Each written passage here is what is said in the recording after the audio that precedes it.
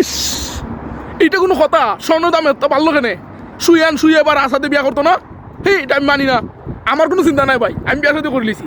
হ্যাঁ দেখছো নি, 2,86,000 টাকা বর্তমানে স্বর্ণের রেট। তিনোটাই বিয়া করতে আমার বাইরে। ফাটা কল, সুয়েব, আসাদ, ফাটা তিনোটার কপালে বউ নাই। তিনোটার কপালে বউ নাই, কারণ তোমরা আমার পালা বন্ধ খাওয়াইছো না দিকে আমি অভিশাপ দিতাম। আজকে স্বর্ণের দাম বাড়ছে। তোমরা তিনোটার উপরে যে কোন গজব লামছে আল্লাহ তারা কেউ জানে না। তোমরা যাও বে 1-2 ভরি তো স্বর্ণ কিনতেই বা 1 লাখ টাকা লইয়া যাইও আগে দি, 1 লাখ টাকা লইয়া আগে 2 ভরি স্বর্ণ লইতেই বা আগে দি। ওখান চিন্তা করো, এরপরে বিয়ার করছা হালার ভূত হল বিয়া করতো রে।